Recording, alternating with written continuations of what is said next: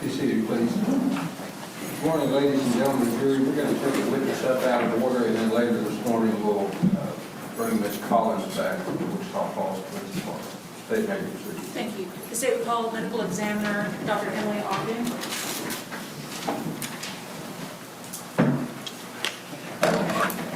Doctor, would you raise your right hand? You solemnly swear or affirm the testimony you're about to give will be the truth, the whole truth, and nothing but the truth, so help you God? I do.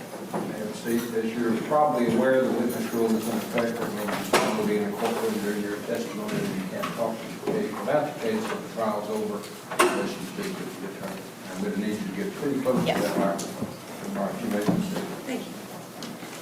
Please state your name. My name is Emily Ogden. It's Ogden. And what is your occupation? I'm a medical examiner for the Dallas County Medical Examiner's Office, which is also known as the Southwestern Institute of Forensic Sciences, or SWIFS. And would you tell the jury what educational background and training, professional training you have that qualifies you as a medical pathologist? I attended undergrad at Texas A&M University and then medical school also at Texas A&M. I graduated in 2005 from undergrad, in 2009 from medical school. Following that, I did a 4-year residency in anatomic and clinical pathology at the Medical University of South Carolina in Charleston, and a 1-year fellowship in forensic pathology at SWIFS. And I'm board certified in anatomic, clinical, and forensic pathology. And what is, Dr. Ogden, forensic pathology? So forensic pathology, our specific job is to determine a cause and manner of death. And in order to do that, we perform autopsies, where we perform toxicology testing, physical examination, and incorporate everything into a report. And does Wichita County have a medical examiner? They do not. And so do you perform autopsies for Wichita County? We do. And at the Justices of Peace request, or my request as district attorney, do you perform autopsies for Wichita County? Yes. And what is an autopsy? So there are several parts to an autopsy. The first thing is going to be the external examination, where we will document clothing, property, any injuries, scars, tattoos, things like that. During the external, we also draw blood for the toxicology testing. And if necessary, during that external part, we will perform x-rays, collect evidence, do other things before the body is cleaned. After that, we do the internal exam, where we remove each organ individually, and I examine each organ. And then, like I said earlier, I incorporate everything into a report. And how many autopsies have you performed? So I do somewhere between 300 and 350 a year, and I've been with SWIFS for 5 years. And have you ever testified as an expert in forensic pathology? Yes, On few or many occasions? many. Yes, ma'am. Let me show you what's been marked for identification purposes as State's Exhibit 26, which has previously been given to the Defense Counsel, and ask you if you recognize that.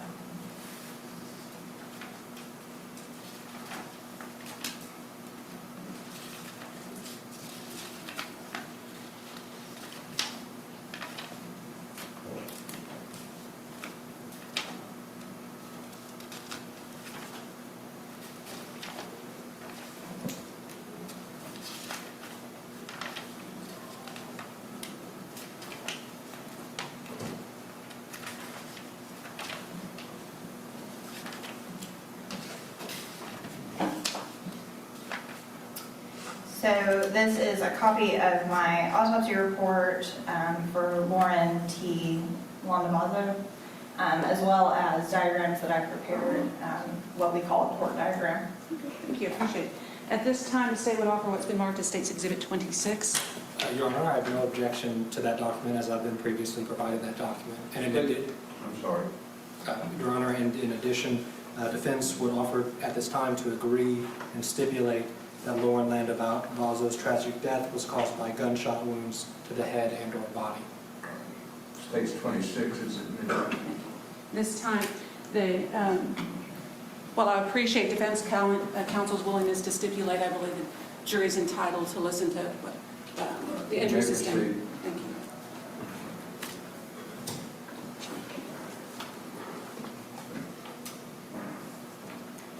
you. And Dr. Ogden, when the body of Lauren Landavazo arrived at Swift's,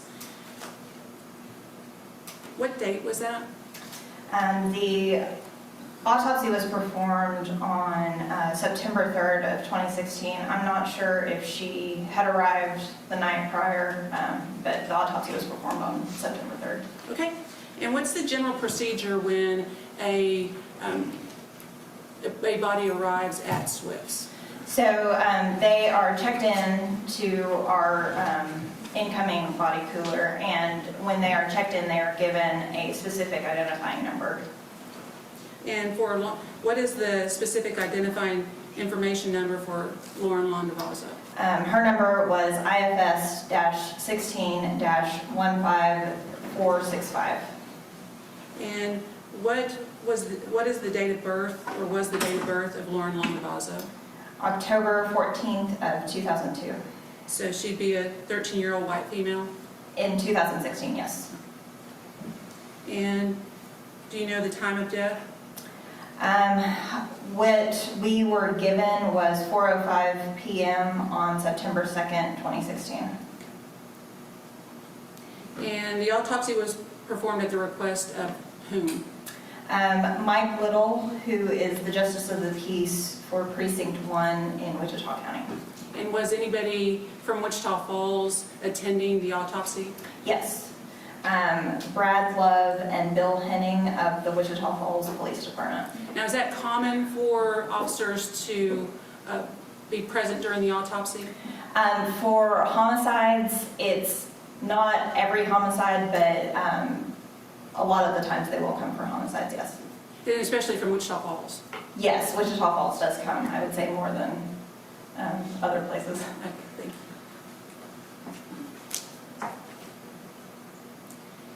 And can you describe for the jury the general condition of Lauren Landavazo's body? So when she first came in, she was in a hospital gown. You could tell she had been to the hospital before she came to us, which was basically covered in blood, and even with her clothing on, I could see that there were several gunshot wounds visible. And did you conduct an external examination of Lauren Landavazo? Yes. And what were your findings? So the big things from the external were the gunshot wounds. And would it help you to describe the jury to have photographs from your autopsy? Yes.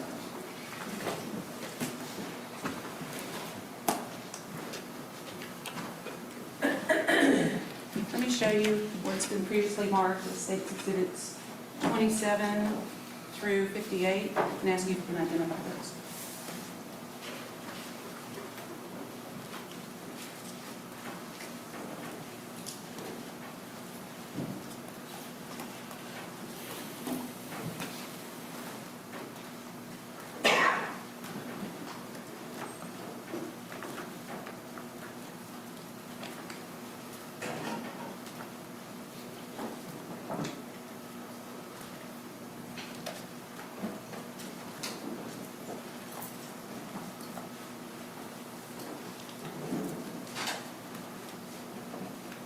These are photographs that I took during the autopsy. And so do State's Exhibits 27 through 58 accurately depict what they purport to depict? Yes.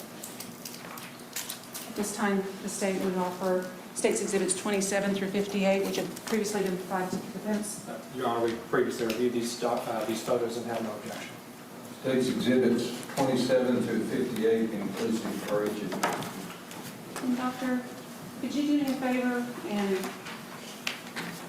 come to the Elmo so you can help me describe? Dr. Ogden, please remember to keep your voice up when you're away from the microphone.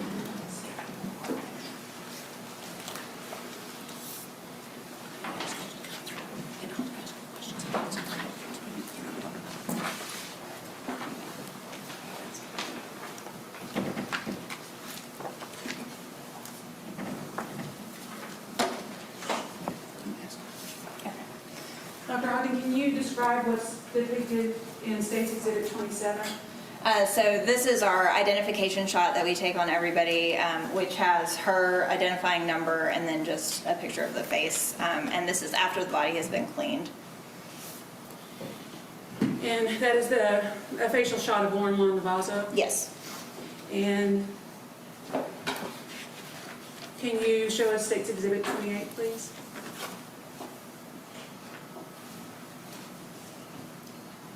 Can you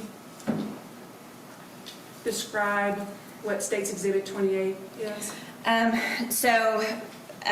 To preface this, when I am describing gunshot wounds, I tend to go from the top down.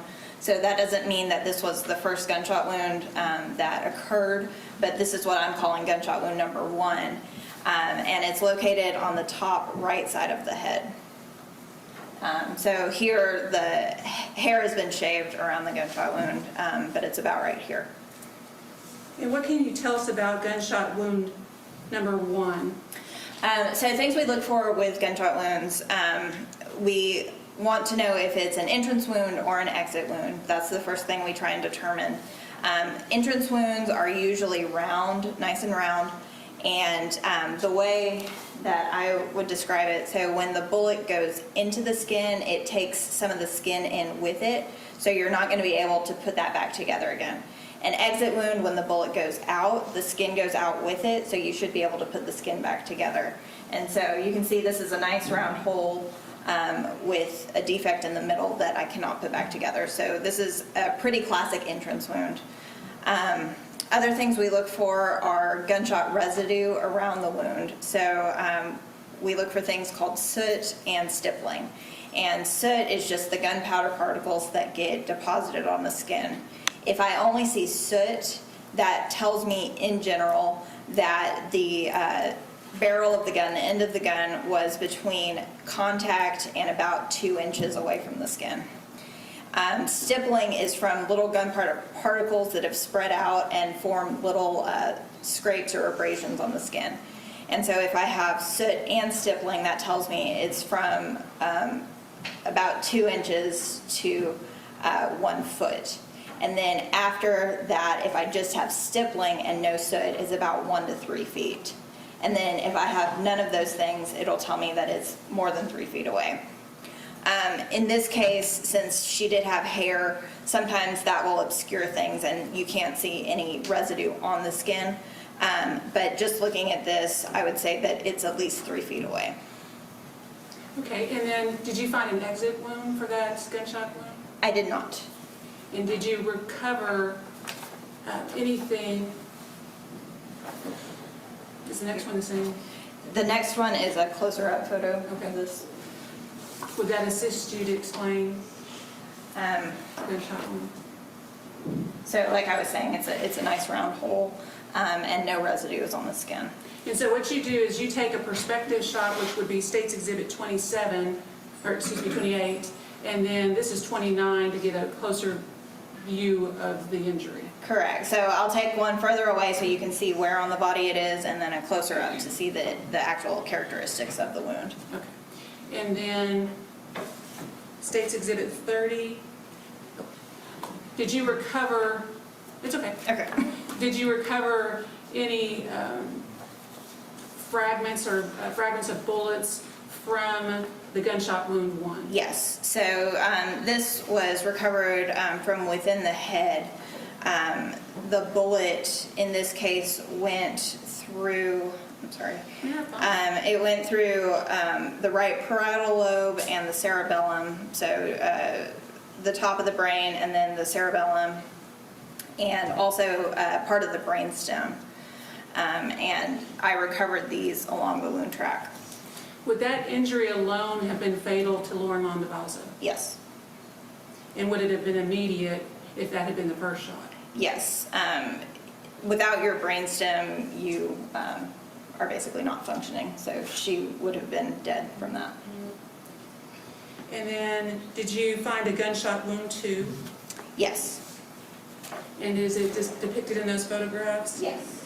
And you're displaying State's Exhibit 31? Yes. And what does it indicate to you, if anything? So this is gunshot wound number 2, and it's an entrance and an exit. It looks irregular from the one that I just described because it went more at a tangential angle. It did not actually go into the skull, so it kind of just went in and out. And did you find any soot or stippling? No, And so what does that tell you? at least 3 feet away. And then part of what you do also, do you look at trajectory or to try to see if it's the same bullet to prove the entrance and the exit? Yes. And how do you do that? So we have different probes that we can use. Also, once we get inside, we can usually see an actual track for the bullet. And did you use a probe in this gunshot wound? Yes. And have you shown State's Exhibit 32 and ask you what that depicts? So this is a probe just showing that this is all the same wound. And so is that consistent with that bullet path? Yes.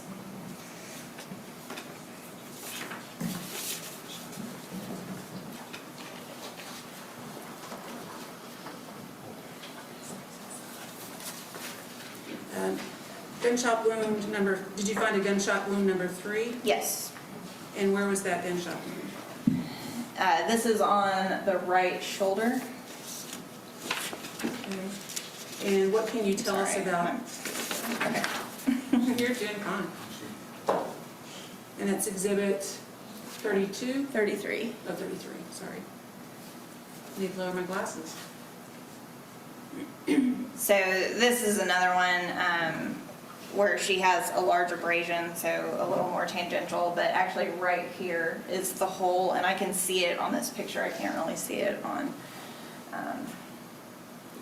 the screen. But she does have an entrance wound on the right shoulder, and after going through the skin, it ended up in skeletal muscle. And on that, when you don't have the exit wound, earlier you said that you go inside, what does that mean? When we do our internal examination. Okay. And so you would have done that on this, Yes. in this Yes. wound? Also, we have x-rays to help us, so I knew that there was, from the x-rays, I knew there was a bullet in that general region. And did you, on your internal exam, find any bullets or bullet fragments? Yes. In State's Exhibit 34, does that depict what you recovered from that injury, gunshot wound 3? Yes. And so I found the bullet in between the clavicle and the rib, so right about here. And did you find a gunshot wound number 4? Yes. And you're showing us State's Exhibit 35? Yes. And what does that depict, if anything? So this is the right breast. This is the entrance wound right here. And then this is a partial exit, so the bullet broke up and a little piece came out right here. This is a separate wound that I described later. Okay. And did you recover, or is there a closer Yes. photograph of that, which would be State's 36? And that's just giving you a... So the entrance and a partial exit. And did you recover any fragments from that gunshot wound? Yes, I did. And that's gunshot wound 4? Yes. This fragment was recovered from the tissue of the right breast. And that's State's Exhibit 37? Yes. And was there a gunshot wound number 5? Yes. And where was that gunshot wound? So this is kind of towards the back on the right side. She's lying down, and so this is the entrance wound. And that's State's Exhibit? 38. And did you find any soot or stippling on that injury? No. And did you find any soot or stippling on any of the gunshot wounds? No. So what does that tell you? That they were all at least 3 feet away. And on the gunshot wound number 5, did you find an exit wound? No. And through your internal examination, did you find a fragment or fragments? Yes. And so in states 39, is that the fragment you recovered? Yes. And so this gunshot wound actually went through the right side of the liver and ended up in her spinal column. It was down towards the bottom of the spinal column, what we call the cauda equina. And so had she suffered this injury, it would not have paralyzed her. If she had survived, she might have had trouble controlling her bowel and bladder, but it would not have paralyzed her. And could that injury alone have been fatal? Since it went through the liver, yes. And then was there a gunshot wound 6? Yes. And in gunshot wound 6, where was that located? So gunshot wound 6 is, there are several in kind of the same area on the left shoulder, and so this one is what I designated as gunshot wound number 6. And that's State's Exhibit 40. Yes. And was there an exit wound on gunshot wound number 6? No. And during your internal exam, did you recover any Is there a closer view of that? Yes. I'm sorry. That's State's Exhibit 41? Yes. And so this is gunshot wound number 6, and this is gunshot wound number 7, which I will talk about after, but this specifically is the one we're discussing right now. okay. And so the reason why we show the closer photos is so that you can explain to us exactly and specifically where each gunshot wound is. Yes. Because if we just showed you the distance shot, it's hard to differentiate where the actual gunshot wound is. Yes, and it's easier to see the actual characteristics on the close-up shots. Okay.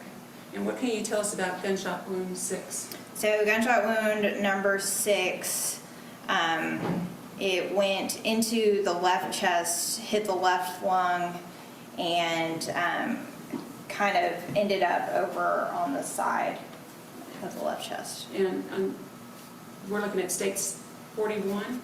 Yes. And so there was no exit wound on Correct.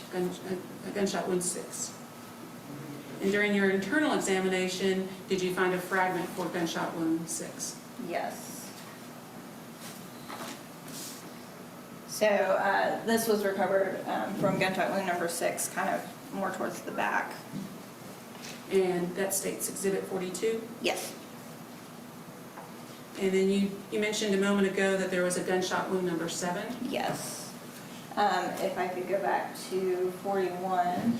So State's Exhibit 41. So this hole on the left shoulder. And what can you tell us about gunshot wound number 7? So that one, again, only went through skeletal muscle, and I did recover fragments from that bullet. And do you have a photograph depicting those fragments that you recovered? Yes. And that would be State's Exhibit 43. 43. Was there a gunshot wound number 8? Yes.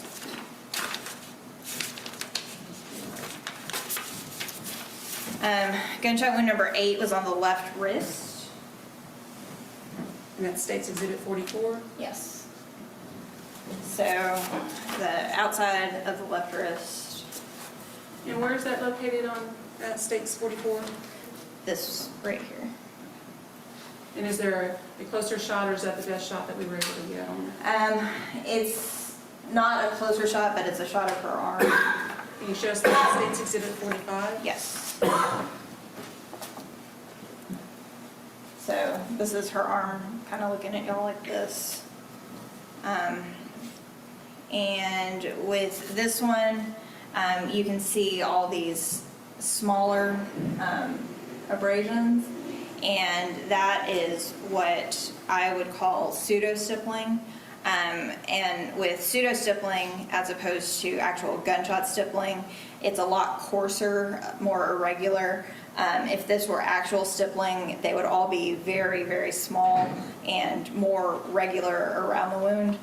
And so pseudo-stippling to me implies that the bullet went through something before striking her, and it kind of creates a shrapnel effect.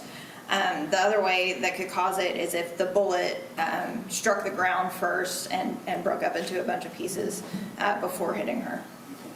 And now, Approach, Your Honor. Yes, ma'am. Dr. Ogden.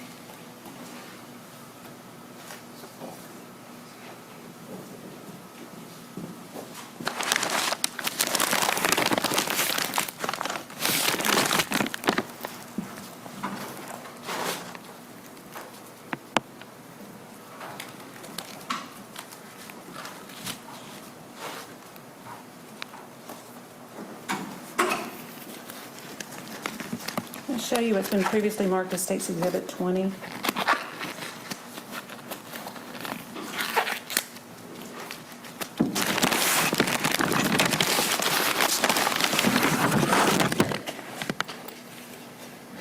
And ask you if the victim was holding, basically this way, this binder this way, could she have gotten stippling had the bullets gone through the binder or hit the binder? Yes. And likewise, if the victim had been, Lauren Landavazo had been holding State's Exhibit 21,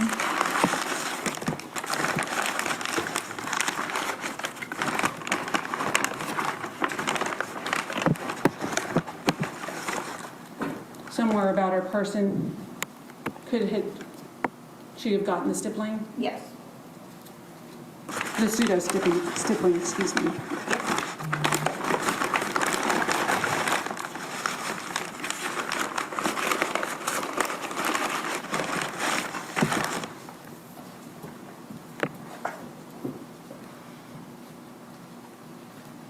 And could you also get pseudo-stippling if a bullet hits the ground and the ground is either had gravel or asphalt or some other coarse substance? Yes.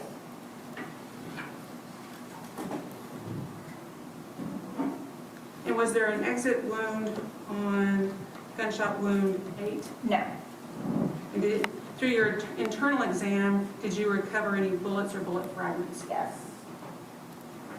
And that would be State's Exhibit 46? Yes.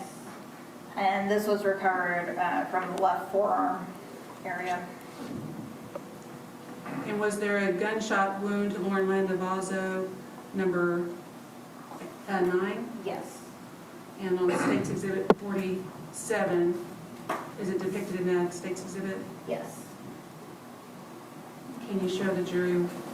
So this is kind of a complex wound. The initial entrance is on the side of the ring finger. It then comes out the ring finger, goes into the middle finger, comes out the middle finger, and then kind of grazes the pointer finger.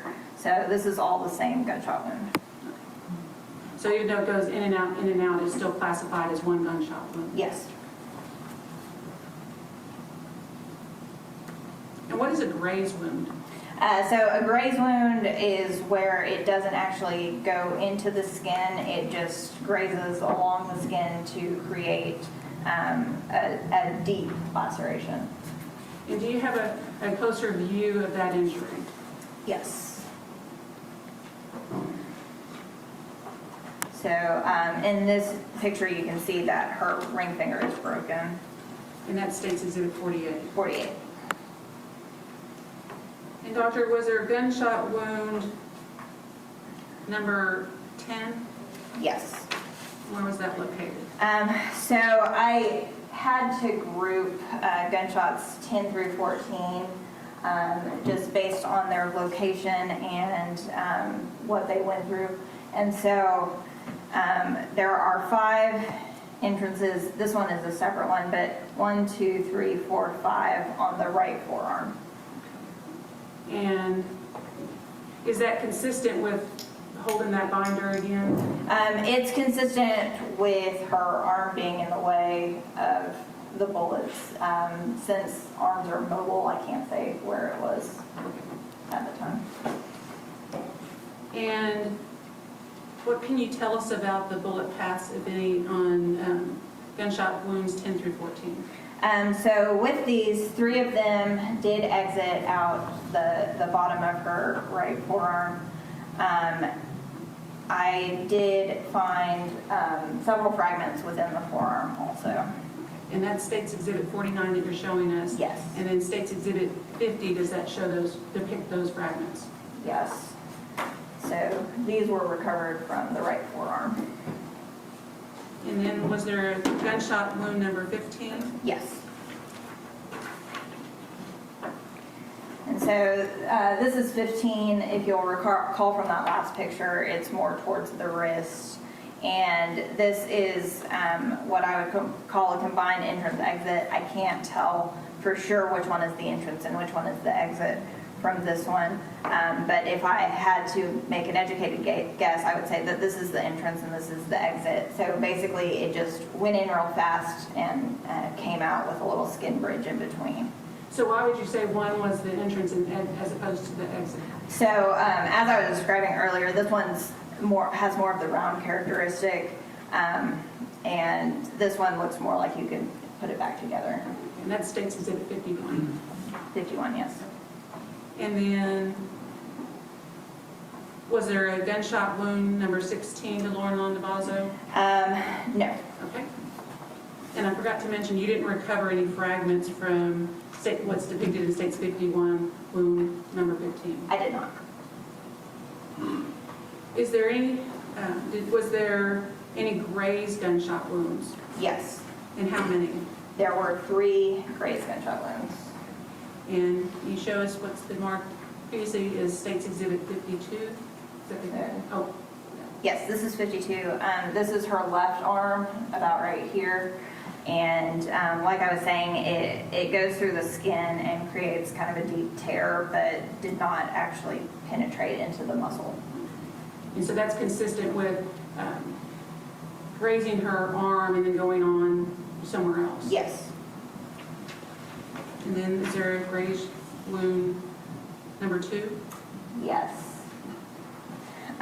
So you can see it here. And so what it is when her arm is flexed, it's about right here. I think it shows better in 54. Okay, that was 53? Yes.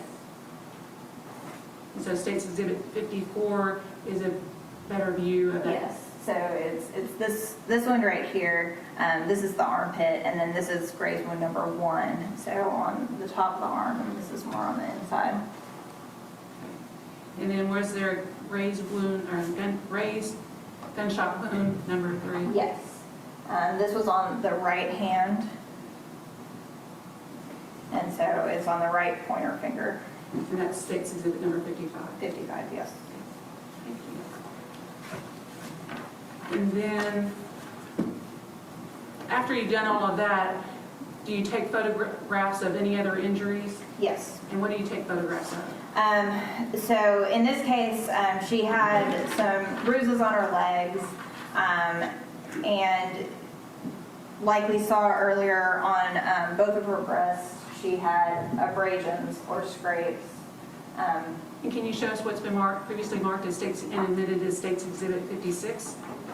So this one on the right breast and this one on the left breast. Those could be graze wounds. They don't have all of the characteristics of a graze wound, so I'm not entirely confident calling those graze wounds, but they are abrasions. And can you show us State's Exhibit 57 and even a closer view of that injury? Could you tell whether it was absolutely a graze wound? No, and this is the left breast, and so you can see there's a bunch of bruising around it and a very deep abrasion. And can you show us State's Exhibit 58 and what does that depict? So on 58, this is the left side of her face, and like I was talking about earlier with the pseudo-stippling, it has some characteristics of pseudo-stippling, but it also could be consistent with her falling on the gravel. Per the report that we received, she was found face down. So I'm not entirely sure if that's pseudo-stippling or just abrasions from the gravel. Okay. Okay, and had Lauren Landavazo been carrying State's Exhibit 20 or 21, holding it to her chest, and then bullets striking that and going through State's Exhibit 20 or 21, could that have, had she turned her head, could that have possibly caused pseudostippling? Yes. Thank you. Thank you. May I have a seat?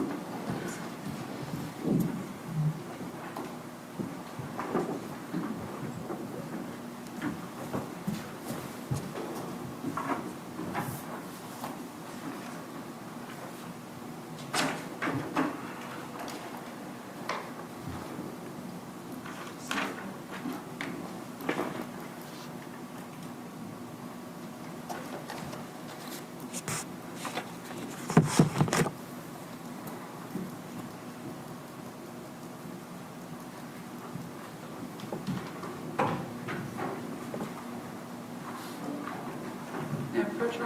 Yes, ma'am.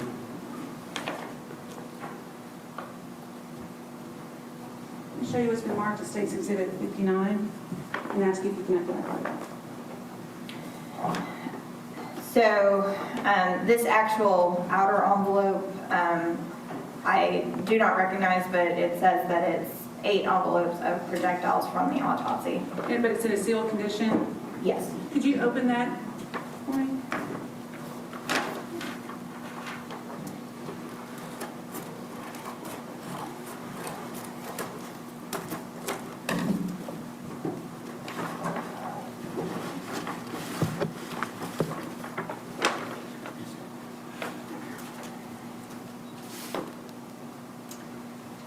It's going to be tricky because I didn't label them water.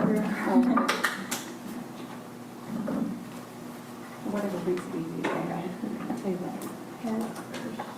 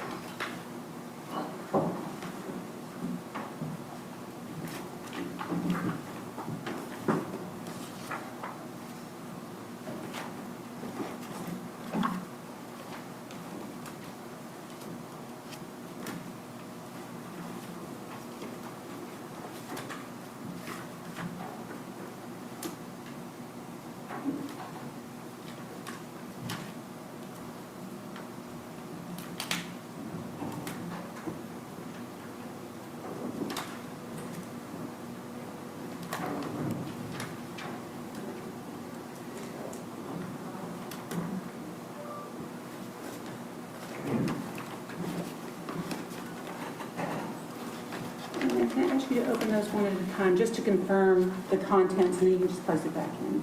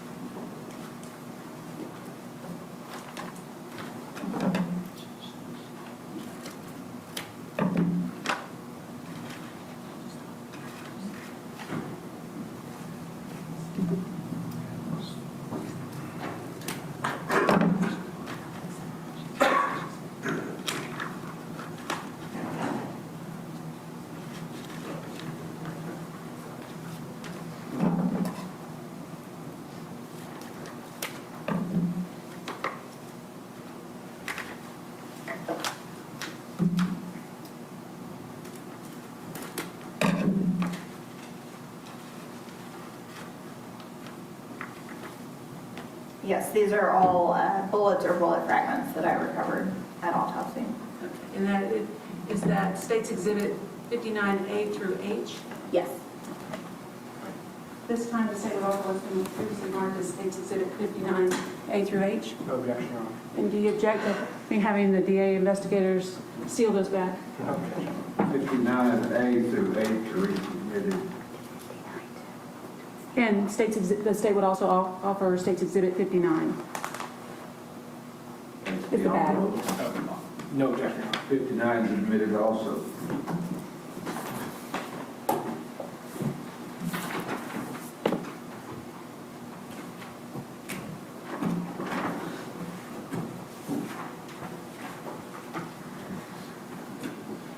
And once you recover those, what's the process of packaging those fragments?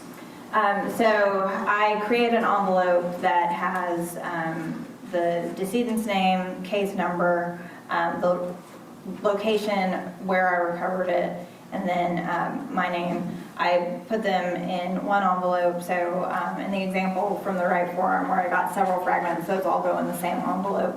And then I put evidence tape and I sign over the evidence tape. And then once you do that, where does it go? After that, it goes to evidence registration. So I put it in a locker. I have a barcode on my name badge, and each of those has a barcode. So I scan that it's going from me to the locker. And then after that, it goes to wherever it needs to go within our office. But that is the end of my involvement with it. Okay. So in this case, it went to a firearms expert or ballistics expert contained in the laboratory SWIPs. Yes. And Dr. Ogden, back to your autopsy that you performed on Lauren Landavazo, how many possible fatal injuries did Lauren Landavazo sustain? 3. And what gunshot wounds were those? Gunshot wound number 1, which was the head. Gunshot wound number 5, which is the one that went through the liver. And then gunshot wound number 6, which went through the left lung. And do you have a professional medical opinion as to the cause of death of Lauren Landavazo? Yes. And what is that? Gunshot wounds. And how did you rule the death of Lauren Landavazo? The manner of death was homicide. Pass the witness. Because Thank you, Your Honor. I think we all agree that this is a horrifically tragic event. Would you agree with me? Yes. But in your job, I noticed you use clinical terms. Yes. Why do you do that? As a matter of record, it's a medical document, so It's a medical or scientific document yes, that you expect to be used in court, yes. and so you try to be as objective as possible. By me calling it a homicide, I'm just saying that she died at the hands of another person. There's a difference between homicide and murder's a legal term, and homicide's the medical term. Right. I was getting there. You use the word homicide in your report, and it's in evidence at this point. But as you mentioned, that just means that someone was killed by other than natural means. So we have 5 different manners that we can use. We have natural, which is the most common, accident, suicide, homicide, and undetermined. But you're not here to talk about any defenses or legal determinations that are left up to the jury. No, You don't make those decisions, and you don't pretend to. no. Similarly, you mentioned the time of death notation, that you were provided with the time of death, so that's what you indicated in your report. Yes, Is that what medical examiners usually do? yes. So for instance, if someone was declared dead when they were found the next morning after death, and they put a time there, is that the time you would use in your report? Yes, so if somebody is, for example, found dead in their home, on the report, instead of saying actual in parentheses, which this one has 4:05 p.m. actual, we would put 4:05 p.m. found. Okay.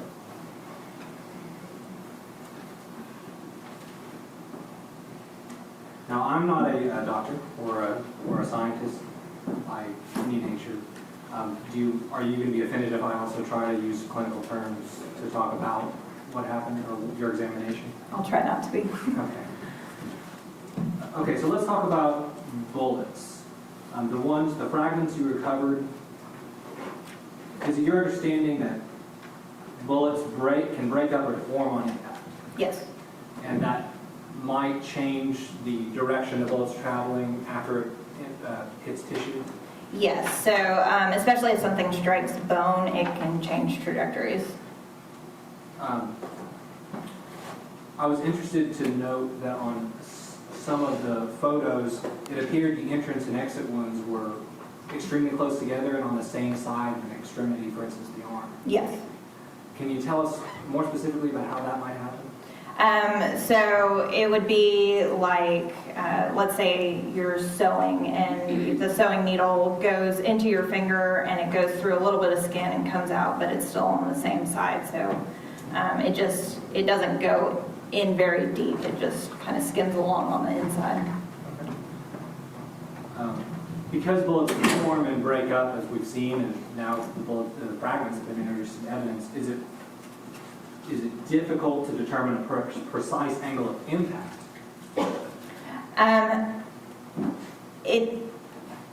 It's not difficult to determine a general trajectory. So front to back, left to right, and then up or down. Generally, the trajectory is not so far deviated that I wouldn't be able to tell that. What about ricochet bullets? So with a ricochet bullet, that would be, for example, if it struck the ground and then bounced off the ground into the body. So I could still tell the trajectory, but the initial trajectory would be downward and the ricochet might be up. So there were a couple of, one or two very clear entrance wounds in those photos. Yes. And the majority of the wounds were somewhat irregular? They had characteristics of going through another object before. So not a classic entrance wound like that one on the head that I described. So one explanation for an irregular entry wound could be angle, right? Yes. Or it could be that it passed through an object. Yes. Or it could be that it grazed another object. Yes. Or I guess that would be a ricochet wound. Yes. Those are all possibilities for an irregular entrance. Yes. And you don't have a way we don't have a way today to determine which of those occurred for any particular one. No. Except for if you gathered fibers from inside a wound track or... So that can tell me what it went through before. There was one that did have clothing fibers on it, the one on the right shoulder. And that wouldn't be unusual for a projectile passing through clothes. It's not terribly common, but we do see it. You talked a little bit about stippling and pseudo-stippling. When you say pseudo, does that mean looks like? Right, so it's not actually from the gunpowder particles, it's from something else. Right. So you described all the stippling in the photos as pseudo-stippling, am I right? Yes. And there's a couple of spots where there's the pseudo-stippling. Yes. And similar to the irregular entry wounds, you described several ways in which that can happen. Yes. And you don't have a way to distinguish between those various ways. No. One of them being if the bullet broke up before impact by impacting something else first, right? Correct. Or by going through something else first, Yes. or by kicking up debris from the ground, for instance, around the wound. Yes. Because if a bullet impacts the ground, right, at a steep angle, then if it's close to tissue, then it might kick up high velocity dirt or gravel, right? Yes. And you didn't, in this case, we don't have any way of knowing which of those things happened. Right. I was not there at the time. I've not seen scene photos, so I have no understanding of what the actual scene looked like.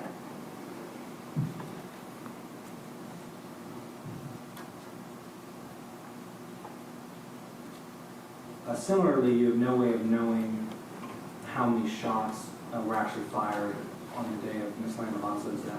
Correct. You have no way of knowing how many shots entirely missed her. Correct. But we do know that she was shot many times. Yes.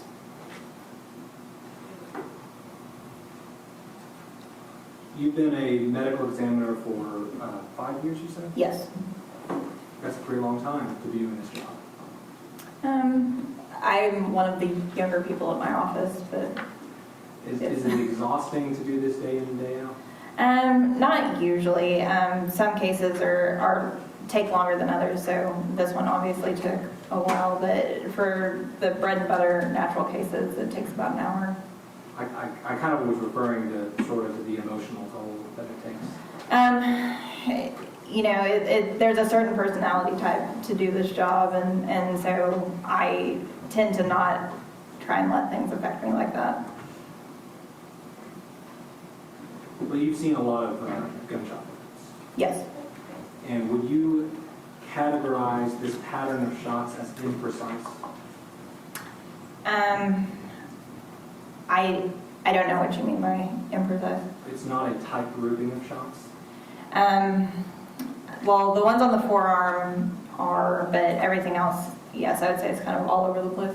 And we're not sure which ones were ricochets. We know a couple that aren't, but we're not sure which other ones were ricochets or could have passed for something else. Correct.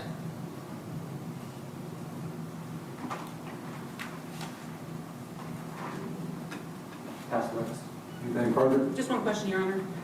Dr. Ogden, had Lauren Mondavazo, 13-year-old Caucasian female that you did an autopsy on, had she not sustained the gunshot wound she sustained, did you find any evidence of disease that would have prevented Lauren Mondavazo from living a normal, active life?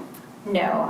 Aside from the gunshot wounds, she had a perfectly normal 13-year-old organ system. Thank you. Pass the witness.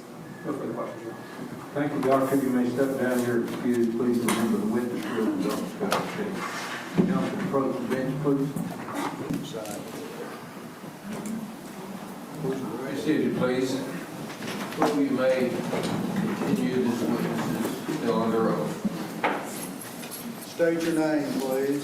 Kelly Collins. Same Kelly Collins who testified yesterday. I am. You understand you're still under oath? Yes, sir.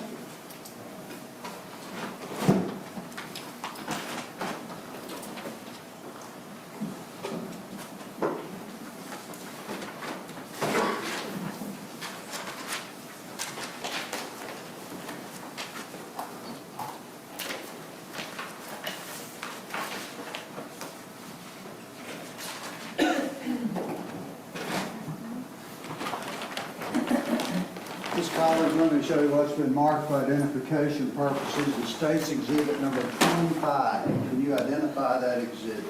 That is the travel blanket and contents that we discussed yesterday that were lying on the ground at the east end of the alley. That's a blanket that was folded and containing many items, correct? Yes, sir. And did you have occasion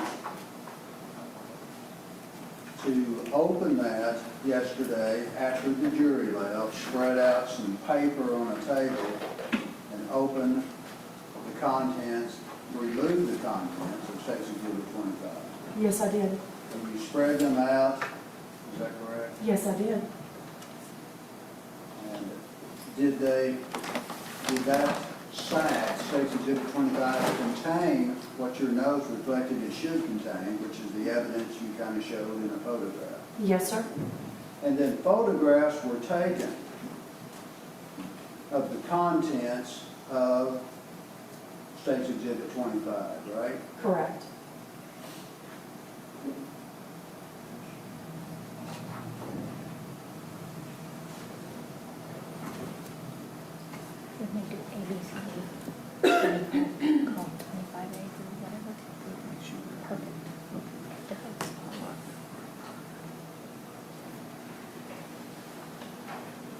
How many are there, do you know? No idea. Let's go ahead and fill that out because we got it. Sure.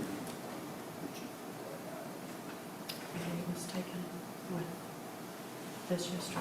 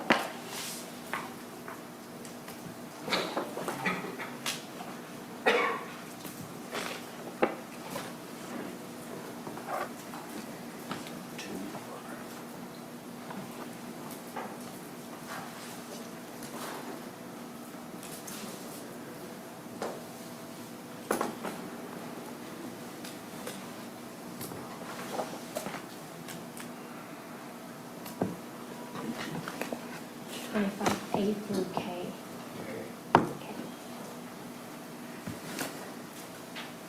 Mr. Collins, let me show you what's been marked for identification purposes. States Exhibit 25A, B, et cetera, through K, inclusive, okay? Yes, sir. Look at them and see if you can identify them.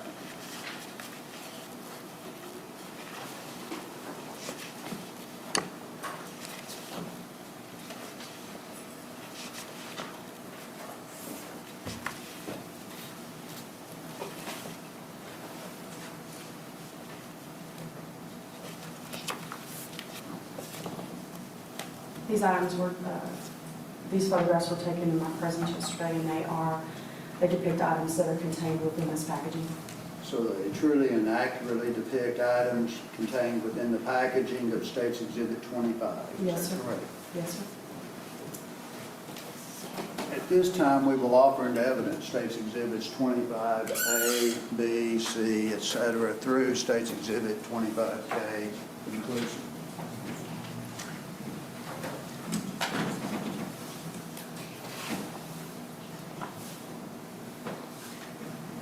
Mr. Poole, this is Kay.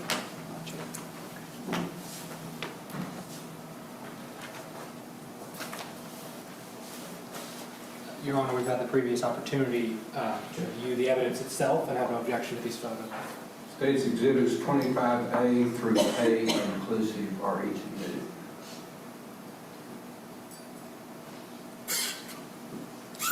She was trying to tell me something, Judge. Now I realize it's 25A through J. And then 25A K is through J are admitted. K's not been offered yet. correct, it wasn't offered. Judge, may I publish these for the jury to see and for Ms. Yes, sir. Collins to explain?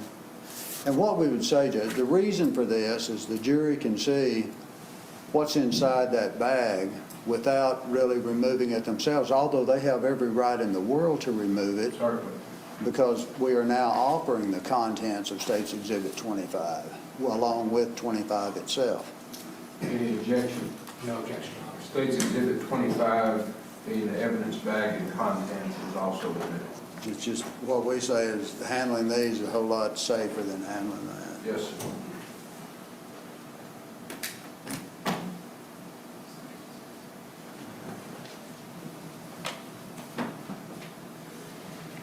Ms. Collins, let me show you what's been marked for identification purposes as States Exhibit 25A.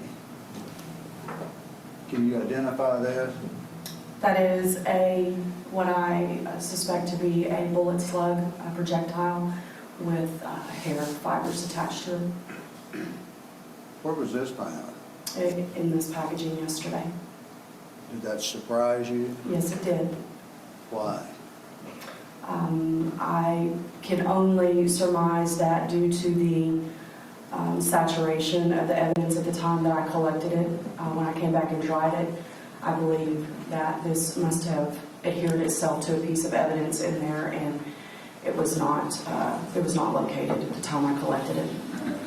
Tell the jury what you mean when you say you dried hide the evidence? We have a drying chamber in our office. It's a 2-chambered machine, and it allows, we have massive filters in it, and it allows air to come through and circulate through the chamber and dry our evidence, because we cannot turn anything that we have evidentiary-wise that is wet cannot be submitted to our property room. That causes bacterial growth and can degrade our evidence and any DNA, things of that nature that may be on it when things start to mold.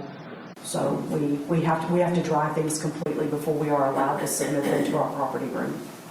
Would these items have been removed from State's Exhibit 25, the sack, and then spread out for drying in the room individually? They are kept, I put down, there is white butcher paper in here that lines our chamber, and basically in this case what I did to avoid any massive manipulation, because when this evidence leaves me, I don't know where it's going. I have the responsibility to preserve any trace evidence that may be contained within my collection. So what I did in this is in this situation is I put butcher paper in our drying chamber.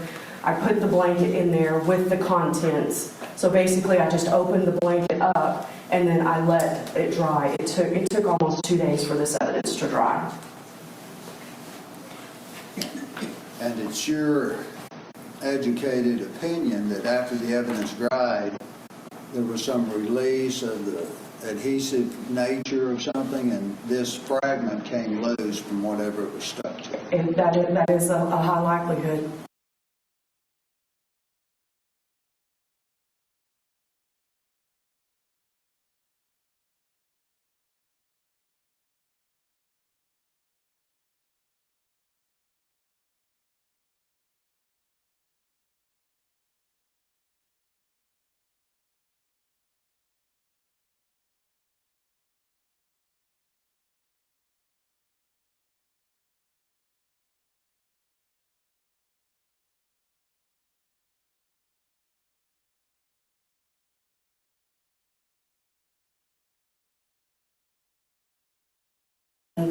This packaging that, with the suspected blood.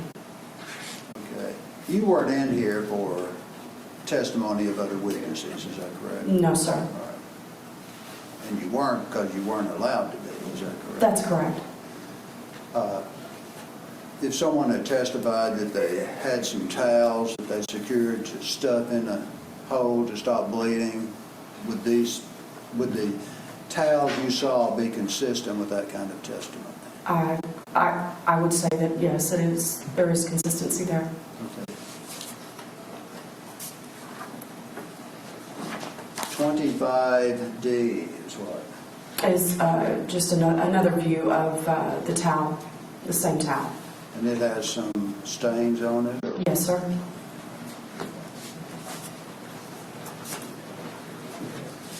What is 25E? We discussed yesterday there being what I felt small pieces of paper on the ground at this scene, and on some of this evidence there are also these small white pieces of paper. And I think you speculated that might have come out of the notebook or whatever when the paper was blown apart? Yes, sir.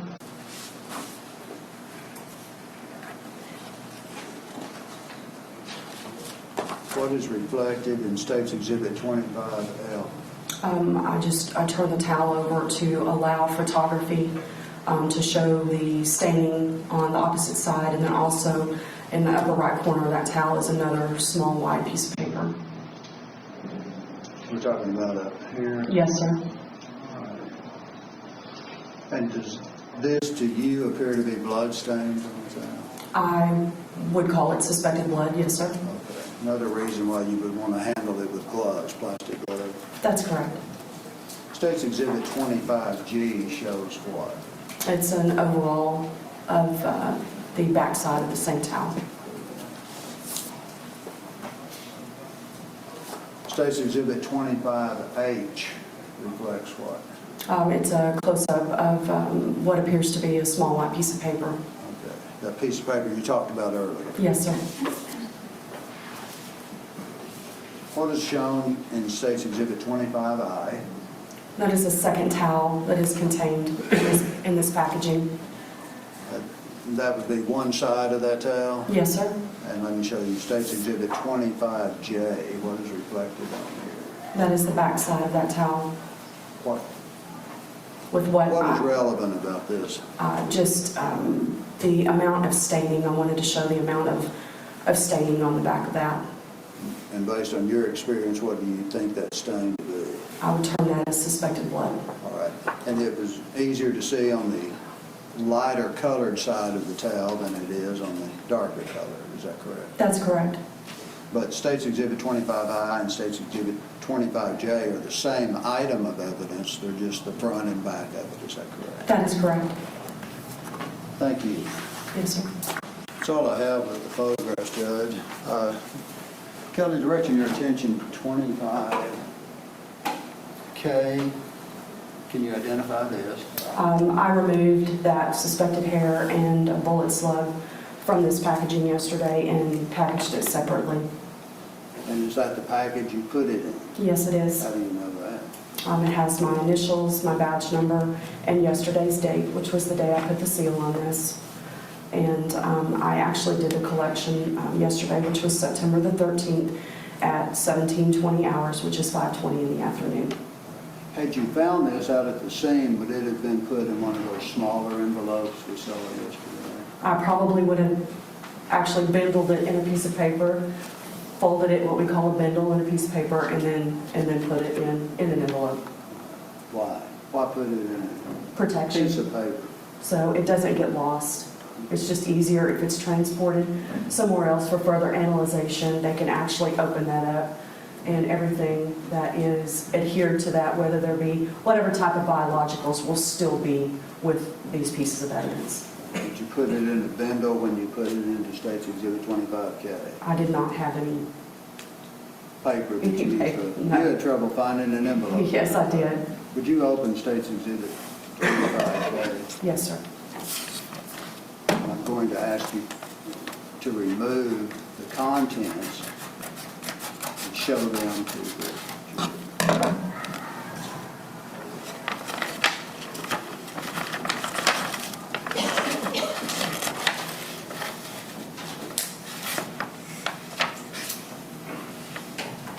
Your Honor, may I get up? Yes, ma'am.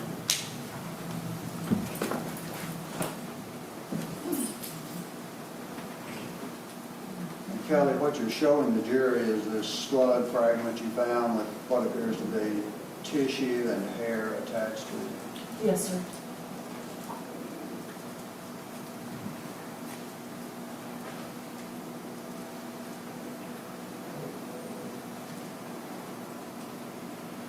Are you guys able to see? Yes. Kelly, would you highly advise against touching that without plastic glove? Yes, yes, I will. Please wear gloves. This time the state will offer you evidence State's Exhibit number 25K and its contents. I was here when we found the judge. I have no objection. And it's admitted. And with that, Judge, I will pass the witness. Boston. Thank you, Your Honor. I think the reason that this is unusual to find something at the heat of the trial, is that right? Yes, it is. And it's normally the type of thing that might otherwise be sent off for testing. That would be, that is not my call. It'd be up to a detective. I'm sorry? It'd be up to a detective. That is correct. Sorry, I didn't mean to. No, that's okay. The pictures the government, may I approach, Ron? Yes, sir. Thank you. The pictures that the state picked out from the crime scene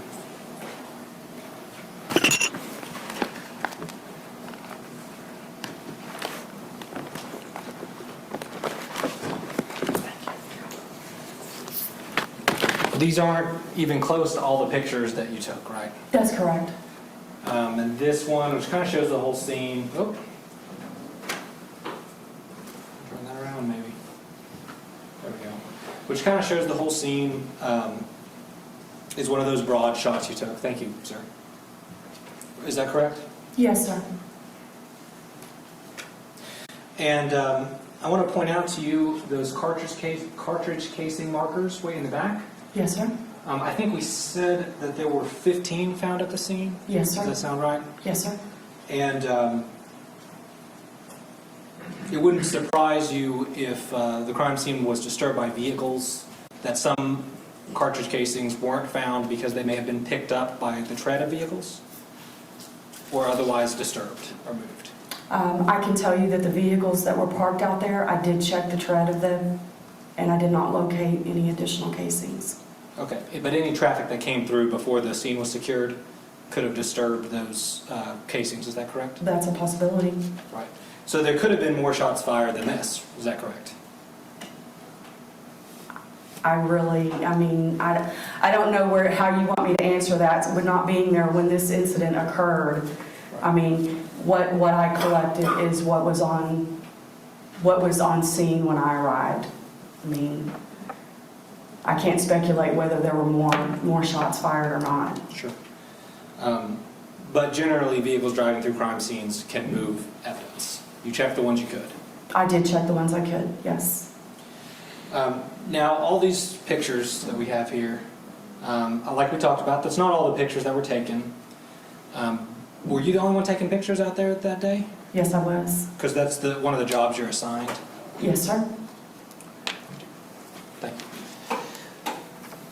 Are there any other photos that you took that you feel like are really important for the jury to see for this case, or are those pretty representative of the pictures that you took? Are you speaking of this particular scene or of this entire case? This particular scene. I don't have any issue whatsoever with what the prosecution, Offered about this. offered, yeah, as far as exhibits. Okay.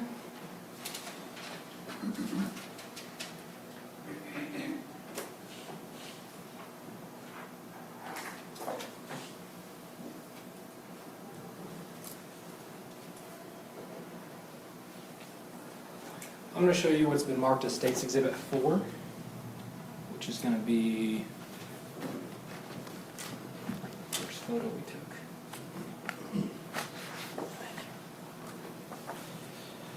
I'm going to show you what's been marked as State's Exhibit 4. Yes, sir. Did you take that photo? Do Yes, sir. I believe I did. you mind if I publish for the jury again? That's fine. Thank you, Your Honor.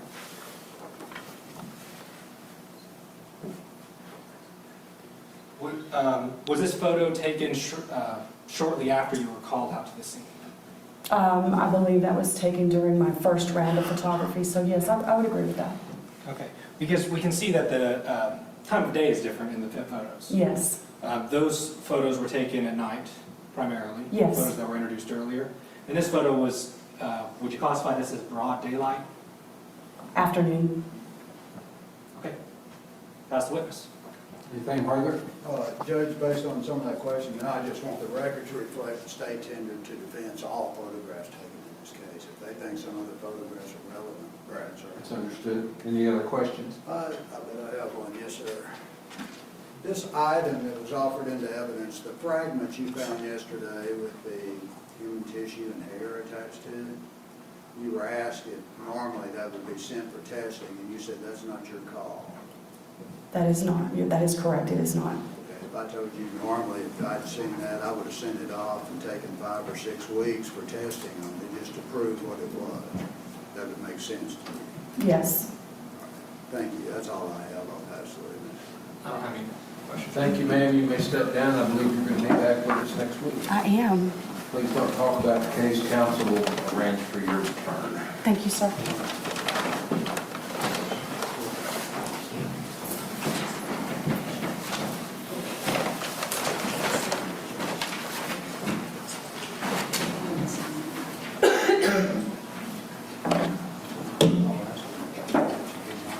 Judge, we'll call Hillary Avilar.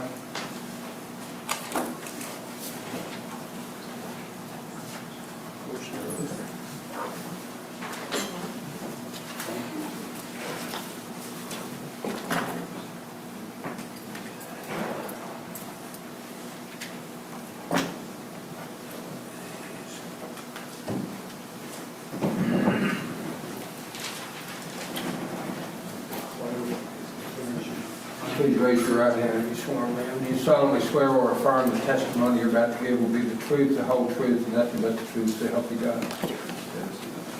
Ma'am, as you probably know, the witness rule is in effect. You can only be in here during your own testimony. You can't talk with anyone other than the attorney until the trial's over, okay? Yes. I need you to get a little closer to that microphone. Okay. Go ahead, Mr. Poole. State your name, please. Hillary Avilar. How are you employed, ma'am? I'm a crime scene technician with the Wichita Falls Police Department. What are your duties as a crime scene technician with the Wichita Falls Police Department? I respond to crime scenes as needed. I photograph, document, collect evidence, process evidence. All right. And did you have occasion back around September 2nd, 2016 to process a crime scene at some location? Yes, I did. Where were you when you processed that crime scene? I was at United Regional Hospital.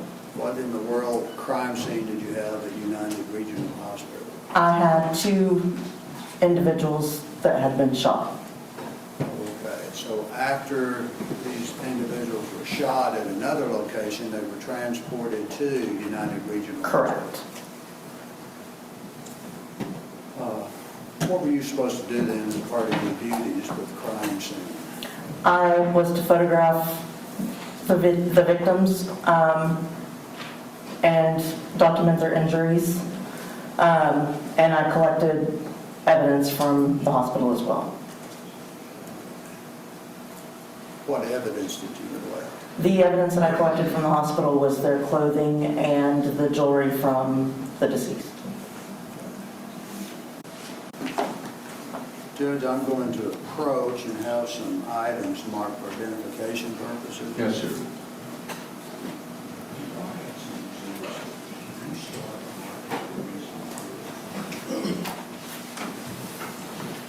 I've got them marked in those certificates. Okay.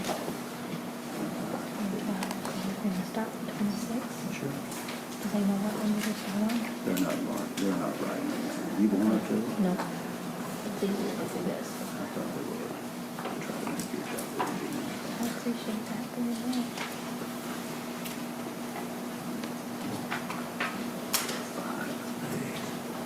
Um,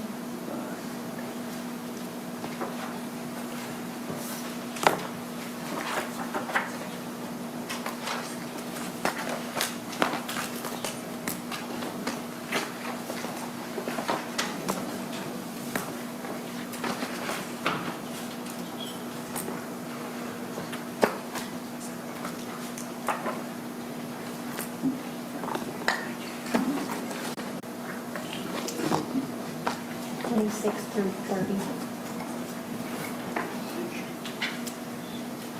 Let me show you what's been marked for identification purposes in States Exhibits 26, 27, 28, 29, and 30. I'll ask you to look at those exhibits and tell us if you can identify them.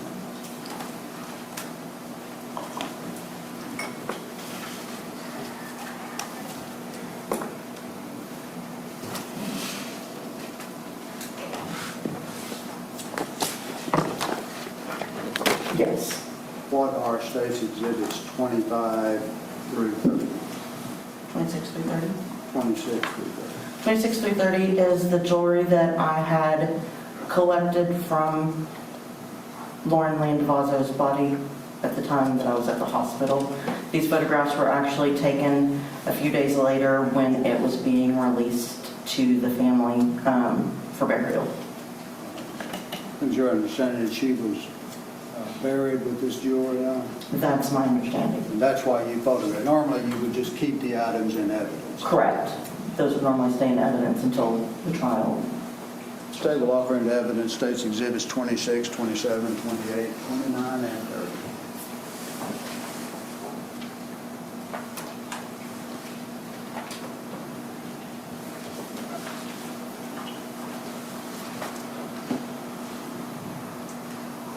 May I take the witness on the badge? Yes, sir. Ms. Avilar, did I understand you to say that these photos were taken later, or they were not taken at the hospital? Correct. Those were taken when the property was being released. Did you take other photos of this property at the hospital? There were photographs of the photographs taken of the jewelry actually on her body still. No objection, Judge. Each exhibit's admitted. And Judge, may I show these this time? Yes, sir. Now, let me show you what's been marked for identification purposes. State's exhibit number 26. Can you identify that? Yes, that was a ring that had been on the hand of Lauren Lane Vazo. State's exhibit number 27. What does that show? That is another close-up photograph of the same ring. The close-up was taken because you can see suspected blood on the ring as well. All right, it's difficult to see it up here projected on the screen, but in the photograph it's kind of apparent. Would that be correct? Correct. All right. And where did you obtain this ring? It was on the hand, I believe it was on her right hand. So you had to remove it from her body? Correct.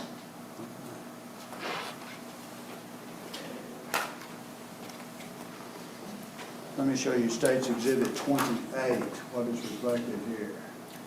The charm is the necklace that was around her neck. The key was also on the necklace as well.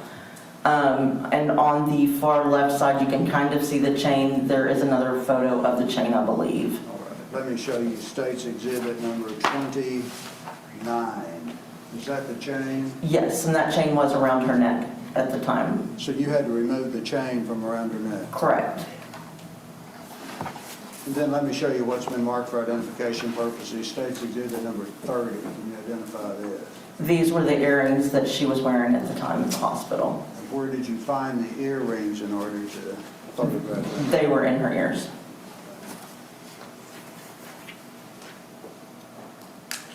So you removed those earrings from her ears? Correct.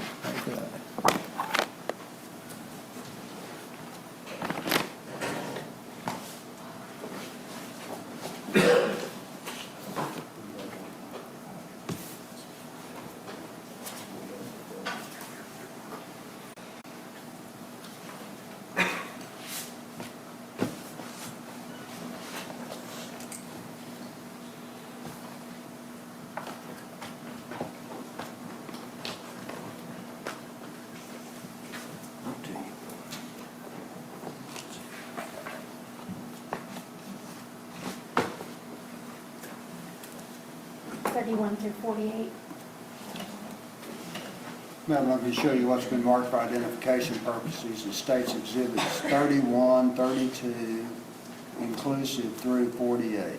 I'll ask you to look at those and tell us if you can identify them.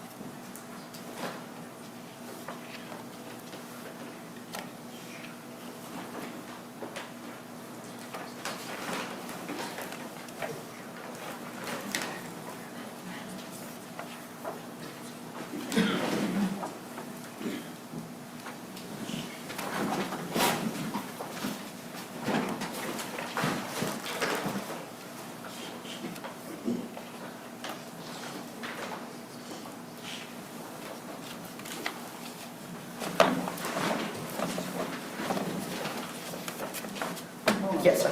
Hey, if I'm doing something else, you just call me. Yes, sir. Can you identify these exhibits? I can. What are they? These are the clothing that were worn by Lauren Lane Vazo and Michaela Smith. Photographs of the jeans worn by each of them. Yes, So that would be photographs of two different objects. correct. Photographs of the shirts worn by each of them. Yes.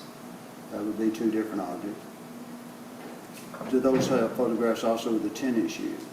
I didn't Did you believe there was see any any? tennis shoes in here. Tennis shoes were also worn by each girl and cut off of each girl at the hospital, is that correct? Correct. Now, these items appear to have blood on them. Would that be fair to say? Suspected. For you, it's suspected. Correct. Okay. Now, go ahead. At this time, State will offer evidence, States Exhibits 31 through 48 inclusive. No objection, Judge. States Exhibits 31 through 48 inclusive are each admitted. Hillary, we have the clothing here. What I'm going to do is show you these pictures that have been admitted. You tell us what they are, and then I'm going to have you identify the sacks with the material. But again, we've been told, not when you were in here, that it's dangerous to touch some of this stuff with suspected blood on it unless your hands are protected. Correct. Would you agree with that? That is correct. And would these items reflected in here kind of be representative of those items you would not want to touch? Correct. All right, without gloves. States Exhibit 31, what is that? These are the pants that were collected that had been worn by Michaela.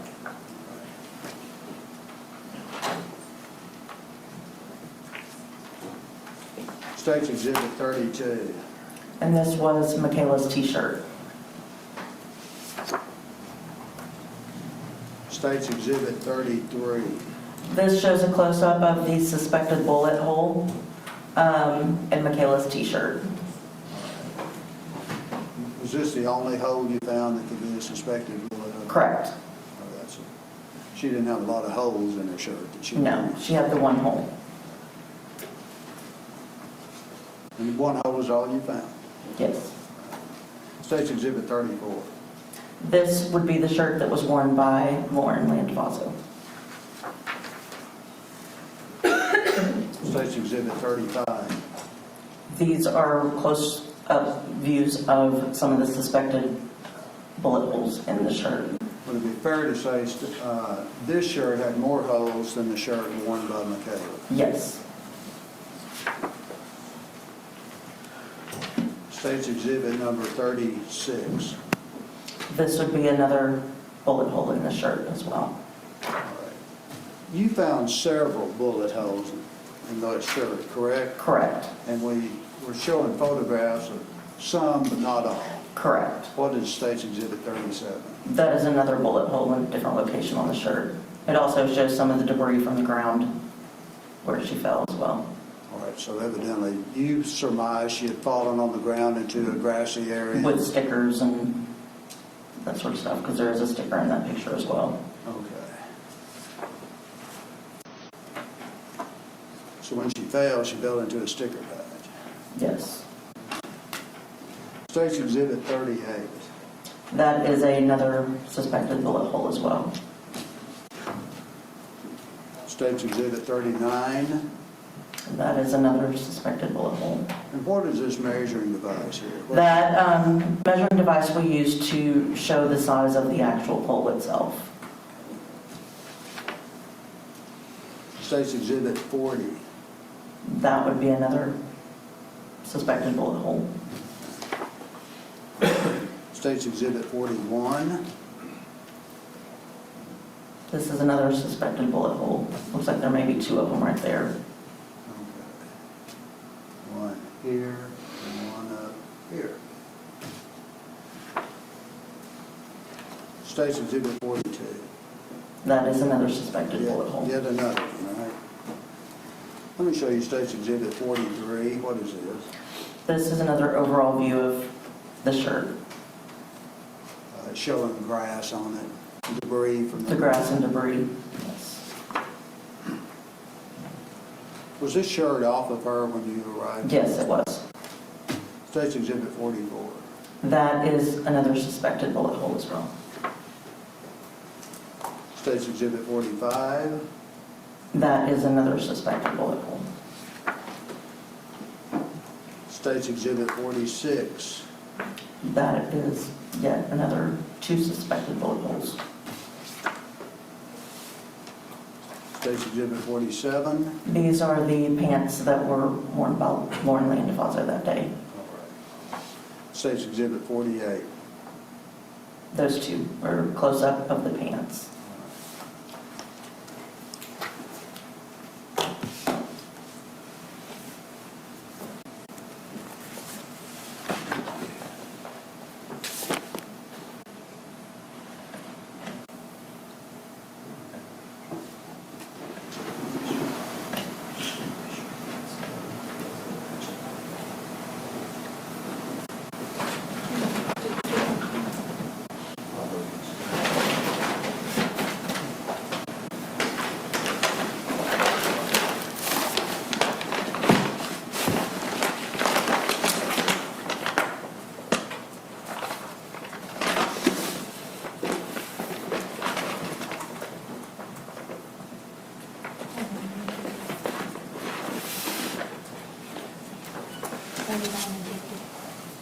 Now, let me show you what's been marked for identification purposes. State's Exhibit 49, State's Exhibit 50. I'll ask you to examine them and then tell us if you can identify them and their contents.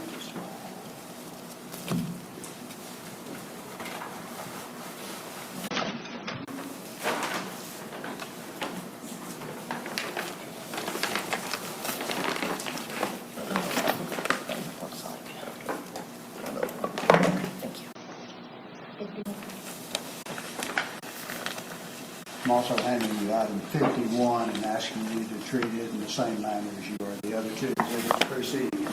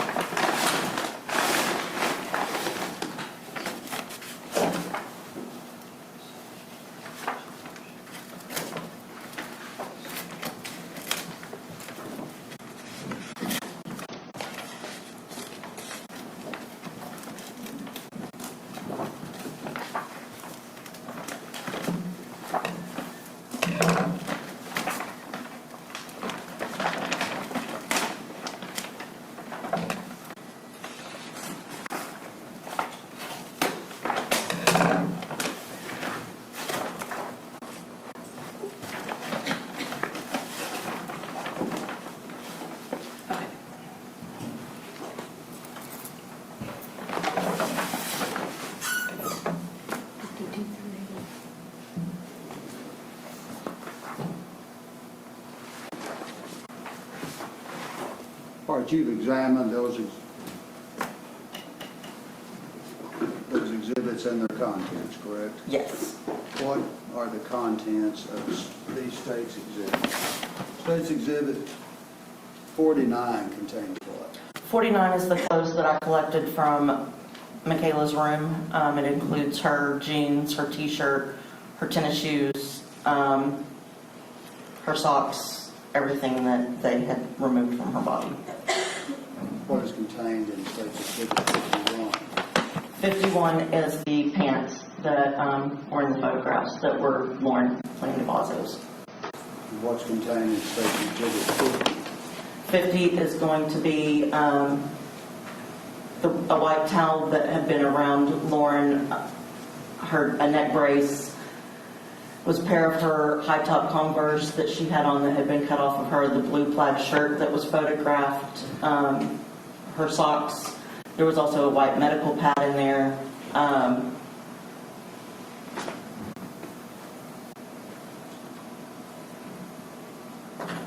then it looks like just the drawing paper and the bag that was originally used for collection. What is drying paper? And actually, they all three included the drawing paper. The drawing paper is white butcher paper that we use for when we're drawing items or photographing it. All of those photographs, if you notice, they had a white background. That was the photo paper or the white paper that we used to photograph those items. It is to keep contamination from the surface and from contaminating other evidence as well. So everything in this bag had one piece of paper. Other items in other bags had other pieces of paper with them as well. And are these items contained in State's Exhibits 49, 50, and 51, all items collected by you at a facility in the hospital? Correct. And each of these bags has a label on it that says hazard, chemical, and/or biologically contaminated, handle with gloves. Yes. You would advise that, correct? Correct. This time the state will offer in evidence State's Exhibits 49, 50, and 51 and their contents.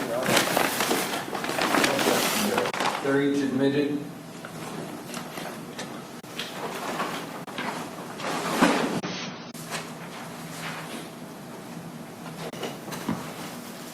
Ma'am, let me show you what's been marked for identification purposes in State's Exhibits 52 through 80, inclusive. I'll ask you to examine these items and tell us if you can identify them.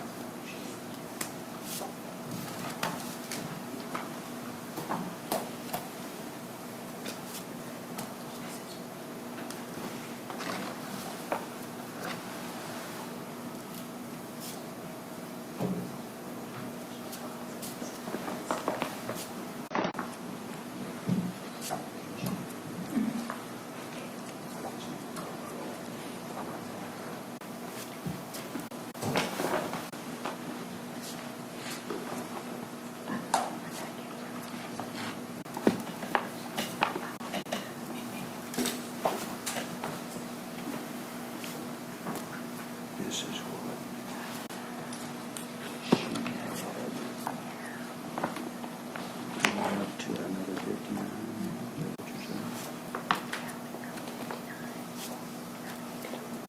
This was 59. And inside were all these projectiles she had.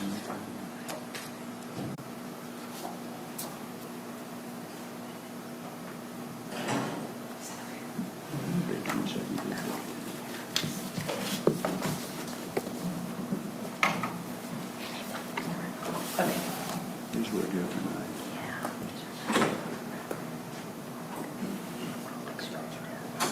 Now you're fine.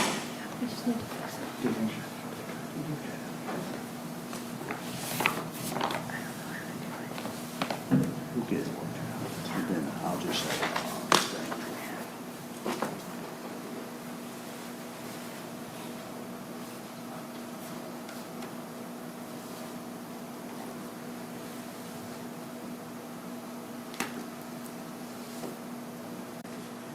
it's my fault.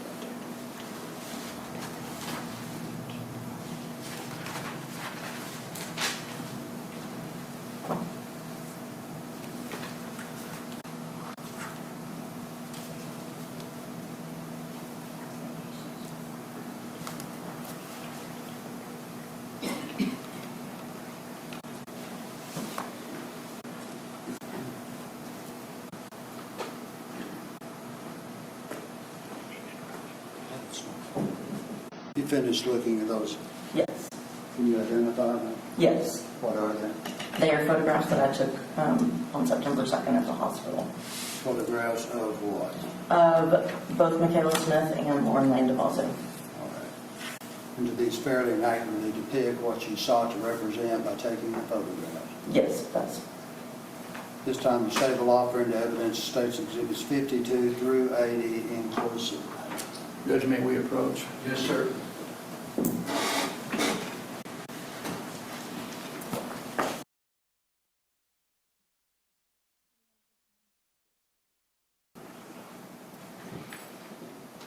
States exhibits 52 through 80 inclusive are admitted.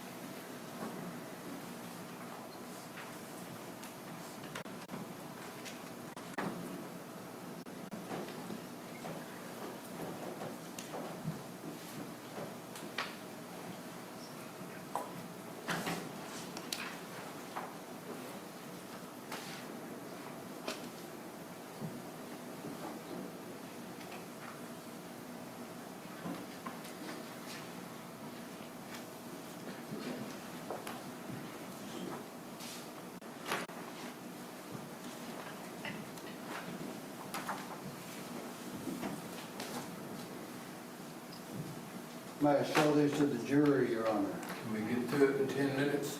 We can get through some of them. Let's go ahead and take a break now, ladies and gentlemen, so you can see the photographs in their entirety. We're going to be recessed until 1:20, not 1:30, 1:20. Jurors, please try to be back at the courthouse between 1 o'clock and 1:20. We'll start back at that time. Counsel will be back at 1 o'clock. Ladies and gentlemen, be sure to give your notes to Mr. Costin to be maintained before